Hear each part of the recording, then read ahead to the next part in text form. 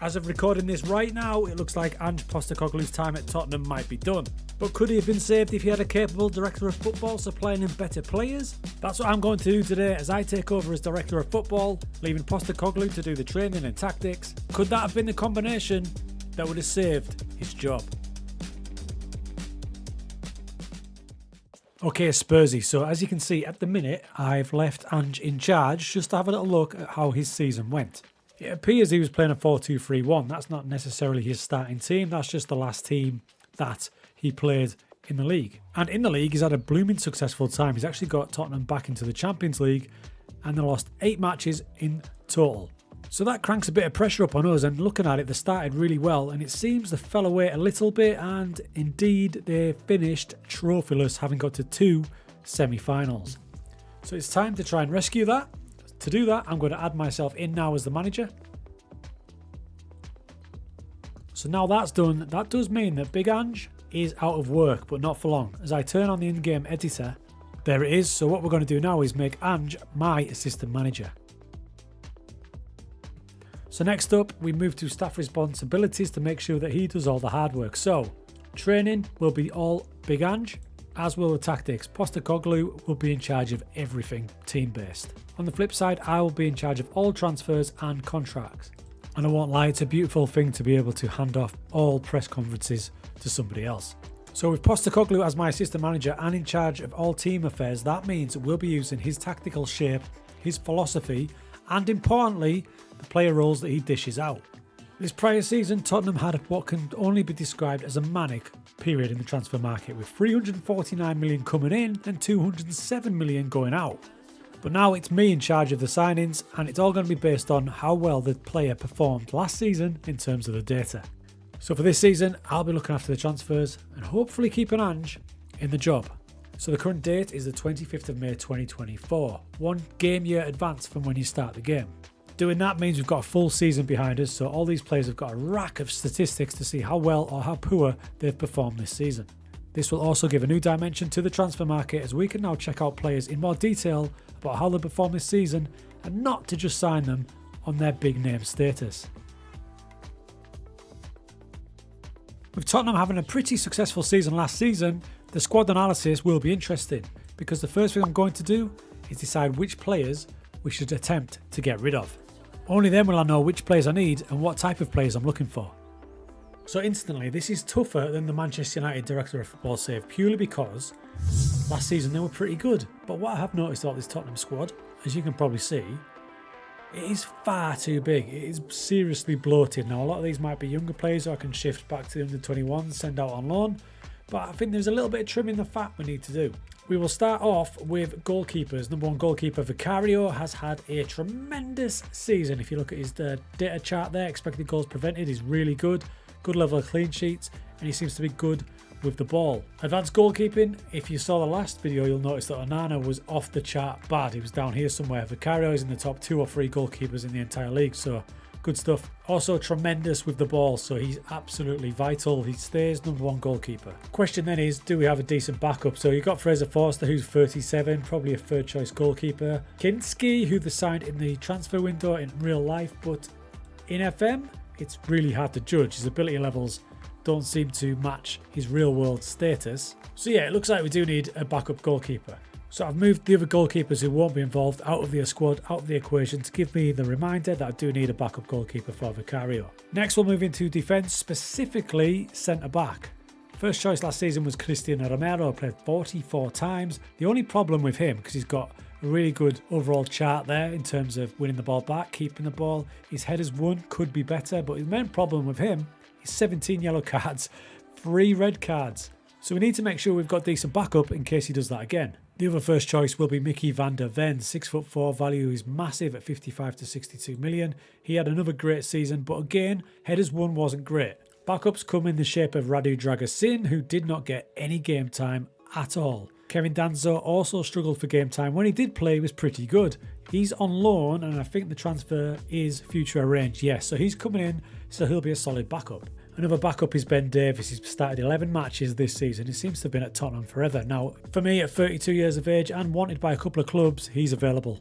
There's a few players lurking in the squad, such as Matthew Craig, who's been on loan at Mansfield, I think. Yeah, hasn't even played for Mansfield, and he shouldn't be anywhere near this Premier League squad. So instantly they'll be listed and moved to the under-21s, so it's out of sight, out of mind. We can then move on to the fullback positions, which are vital in this Postecoglou setup. First choice at right back was Pedro Porro. Cracking season overall, good expected assists, progressive passes. You can see he's definitely a more advanced style of wing back. Loses the ball a little bit too often, doesn't win it back much, so it's definitely clear his main aim is to attack. You can see the difference here. So for example, assisting defenders right up there, one of the top 6 or 7 in the league. In terms of creativity, it's fantastic.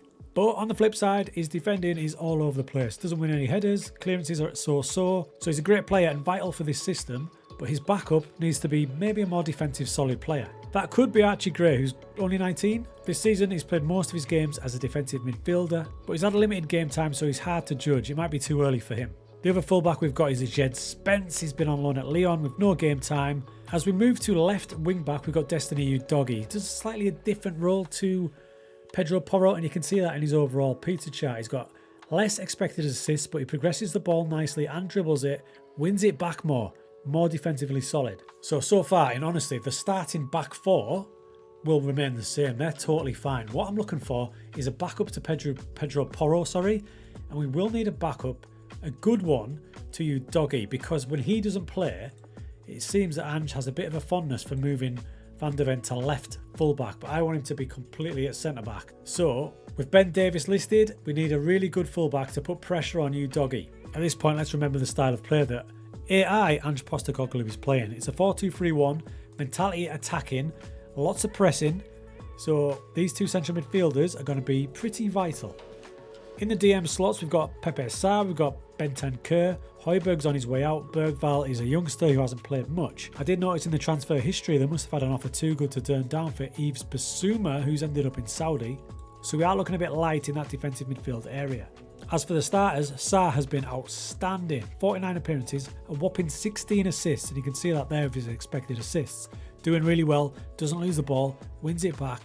Pretty much an all-round complete midfielder performance. He's been partnered the entire season by Bentancur. 0 assists for him, 0 goals. It's pretty clear what his role's been, to sit and be the anchor. Possession 1, fantastic. You can see this here, attacking for midfielders, he's nowhere. That is just not his role in this team.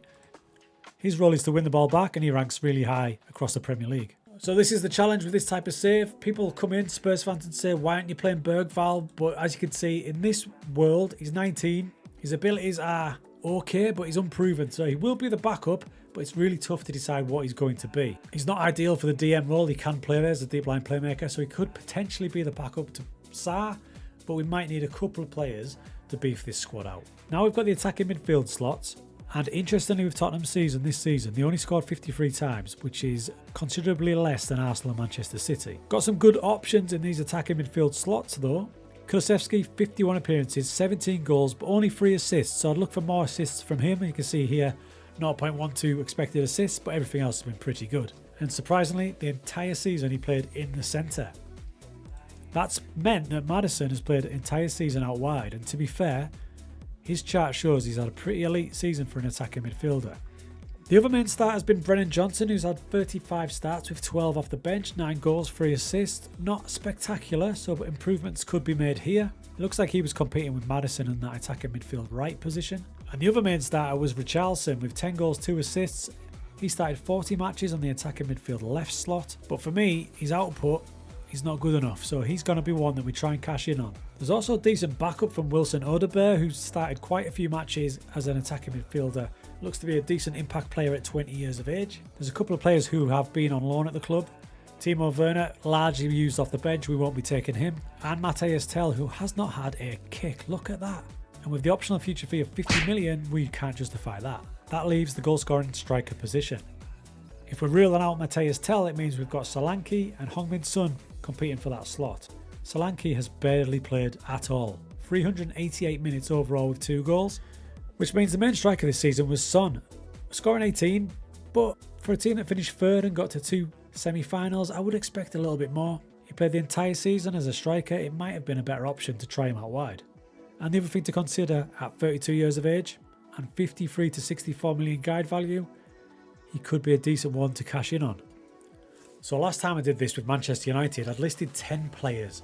The Tottenham squad is far stronger. On FM, they had a far better season. I've only actually got 4 on the list, and a couple of the younger players, such as Bergvall, I've stuck him on loan because that way we'll be able to see how good he is if he plays a bit more.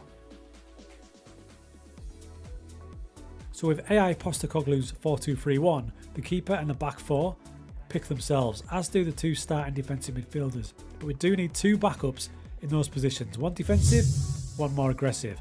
Higher up the pitch, we've got Kulusevski and Maddison to rotate in there. The 2 wider roles can be competed for with Brennan Johnson and a new signing potentially. On the left and the striker position, I think we need a new striker. So first up, let's go for the guys that I think will start. So we're going to go for a striker, and I've got goals per 90 minutes at an ambitious 0.7. So 0.7 goals per match. At this point, I wanted to take you back to the squad screen for something I learned in the last Director of Football save, which is going to help our recruitment. So Son was the starting striker last time. If I go up to his reports and his form, this will tell me the role that Postecoglou likes to play striker in. He wants to play an advanced forward, so we need to bear that in mind when we're looking for a striker. That's every position as well. If we look at Destiny Udogie there, if we look at his form, we can see that he played as a wing back, just a normal wing back. Whereas Pedro Porro, we thought he was more attacking, and he is. He's been playing as a complete wing back. So far on the striker shortlist, we've got 8 names. A left back now to rival Udogie. We've gone for progressive passes at 6, which is about his level. Possession 1 per 90 minutes at 13, with a pass completion ratio of 88%. 7 players make that initial list. Pretty similar for the right back. This is the guy to be the backup to Pedro Porro, so I'm not looking for someone who's out of this world, but someone who can provide good cover just in case he gets injured. Initially just a shortlist of 3, but I'm pretty sure which one I'm going to go for. This is the more attacking defensive midfield cover for Pepe Sarr. Possession 1 per 90 minutes, assists per 90 minutes. Initial shortlist of 6 with some good value targets. The more defensive option, backing up Bentancur, pass completion at 90, possession 1 at 14, possession lost at a max of 5. Another 5 found for that slot. Rounding it off was the attacking wingers. So we went to work there. We've got a ton of shortlists. Look at all these. But the only problem is, as we go through them here, we've got loads of players lined up. The only problem is, at the minute, we've only got 70 million transfer budget. And I've only got 4 or 5 players on that transfer list. So I'm going to have to sell some players that I might not want to before I can back this squad up. Well, I did say we need to sell players, and we've done just that. It started off with Ben Davies for 5 million to Burnley. Brennan Johnson went to PSG for 65 million. And Son did indeed go to Saudi. 80 million for a 33-year-old was too good to turn down. I wanted to keep Solanke, but last season, Ange just didn't fancy him, so we had to sell him. It's just a shame that his value in FM is absolutely tiny. Also leaving was pre-arranged loan deals, so Reguilon joined Benfica permanently, Jed Spence joined Lyon, and Højbjerg joined Marseille. But thankfully I responded to those sales, and we've got a nice squad now for the new coming season. First up the backups, a new left back to put pressure on Udogie in Roger Rio from Wolfsburg, and the backup for Pedro Porro comes from Enrico Del Prieto from Parma. I spent pretty big money on Thiago Gouveia from Benfica to play on the wings. Backup attacking midfielder to put pressure on Sarr is Adrian Benabi, again from Parma. And the new backup defensive midfielder is Ladislav Krejci. Backup goalkeeper Petrovic comes from Chelsea.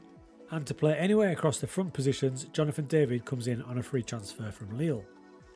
So now the key position, striker. Now Son's gone and Solanke, I decided to go for 3 players to do one job. The biggest outlay was Karim Kanate from Salzburg. He's going to share that striker role with Fostas Ioannidis. And finally, Giancomo Raspadori. Those 3 should put up the numbers that Son was giving us. In fact, I'm pretty confident they'll do even better. So that squad has got everything I need. It's got at least 2 players in every position, and especially striker. If one's not working out, Postecoglou can rotate someone else in. So I think I've given Ange all the tools now for a successful season. Despite finishing 3rd last season, we are ranked down in 7th behind several big teams. But I am interested to see which players that he will play in his tactic. Will he use some of the boys that I have signed, or will he go with his tried and trusted team and use mine as backups? Guess we'll soon find out. We had a very good pre-season, not losing a match. And when the season got going, it was interesting to see his early selections. That's Gouveia who got a start. Kulusevski finds Maddison, who finds Ioannidis up front for the winner, and that was a winner against Liverpool. Add to that an away win at Villa and a home win against Manchester United, a game in which he played another striker in Raspadori. It's been a stunning start for Tottenham, winning 5 straight matches. And what's really interesting is Postecoglou seems to have changed player roles. As the season got going, he slotted them in as an inverted wing-back. So far, his preferred striker has been Foster's Ioannidis. Early days though, only 4 games played. Raspadori's already scored twice. And the most expensive signing, Karim Konate, cannot get a sniff. As we come back at the halfway point of the season, Postecoglou's Tottenham are having a stunning time sitting top of the league. As I slot the team into appearance order, we can see which of the players he's been favouring. One of the most successful ones so far has been Jonathan David. He's played 20 matches, 4 goals, 5 assists, and a pie chart to die for.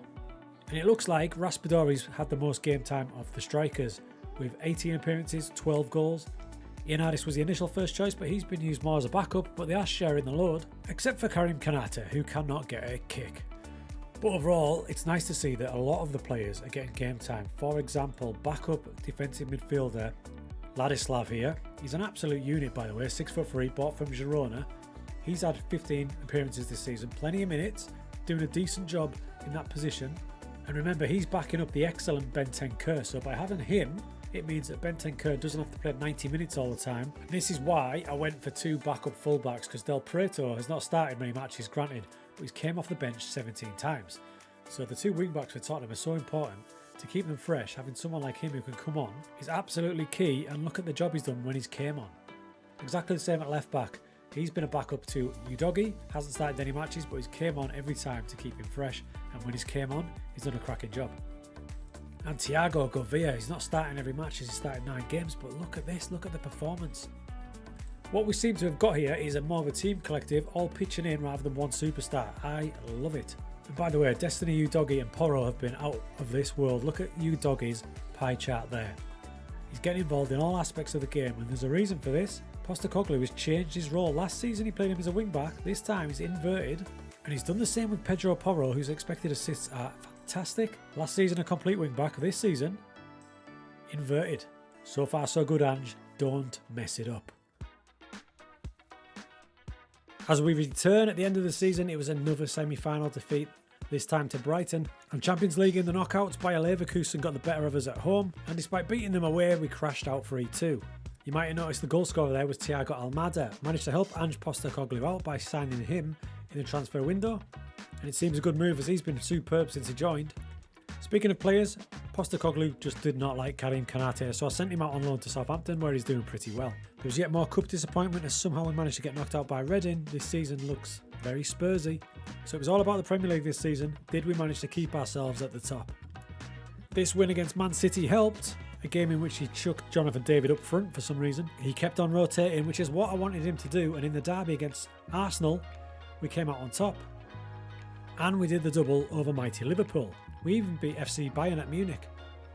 But it's all about the league, and with 2 games to go, that's right, your eyes do not deceive you. We don't even need those 2 games because we have walked this league. We're currently 13 points clear and already confirmed as champions. So what a result. Now I'm not sure what's happened because there's still 2 games to go, but all the other teams are way off. City have lost 10 times, including to us.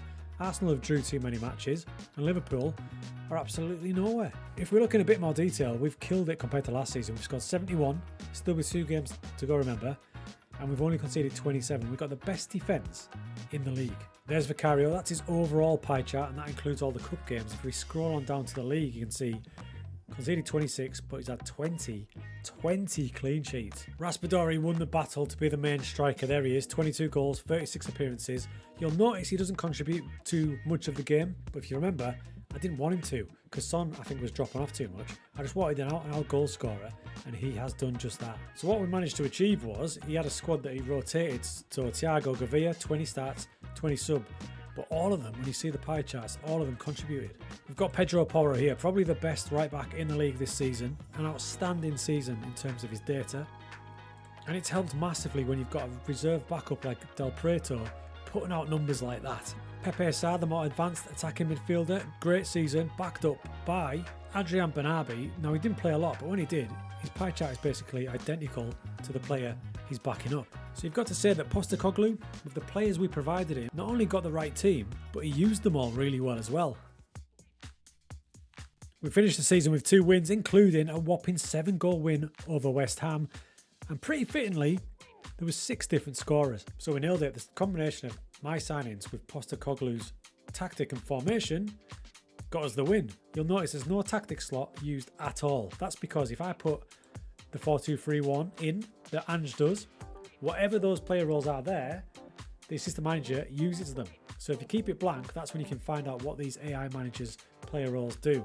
What I'm going to do now is I'm going to have a look at the squad and try and work out the system that Postecoglou played to win Tottenham the title. So if we look at this, we know it's a 4-2-3-1, but we can also look at some things down here, such as mentality will be attacking, so we'll use that. Pressing style more often. So that's the easiest thing to do first. We're going to go attacking, and then we'll go out of possession more often. Then we can see a bit further down, works ball into box, plays out of defence, uses intense pressing, so we'll actually crank that up even more, and counter pressing as well. So that gets cranked up, and he does intense pressing, so that tells me he's going to be the classic much higher. Probably explains why he's doing so well. In possession, he's playing out of defence, and he's working the ball into the box. So if he's using intense pressing like that, he's probably going up at higher tempo as well. So you're starting to see why it's been so successful this season, because it's right on that meta word, isn't it? Now the important thing, what player roles has he been using most often? As a reminder, to find out, you go to the player screen like this, have a little look at Vicario here, go to reports, form, and we can see, bang, sweeper keeper. We knew the fullbacks were inverted, so what about the centre-backs? Incidentally, look at the state of that chart for Mickey van der Ven. Wow. He was playing as a ball-playing defender when he played at centre-back, whereas Christian Romero was a normal, traditional central defender. Pepe Sarr was a volante, with Benten Kerr, the more defensive midfielder, jumping between defensive midfield and ball-winning midfielder. Interesting to see that he used both. Raspadori, most of the time advanced forward with a couple of complete forwards thrown in. Kulusevski flitted between advanced playmaker and attacking midfielder. How about James Maddison? Again, he switched between 2 roles, dead interesting that, either an advanced playmaker or an inverted winger. And on the other side, Jonathan David, when he played, was an inside forward, but when Almada played, he was an inverted winger, so he changes it depending on the player. So the way he set up this season to win Tottenham the title looked something like that. But it was dead interesting to see some player roles, specifically his attacking midfield roles, changed depending on the opposition and sometimes on who played there.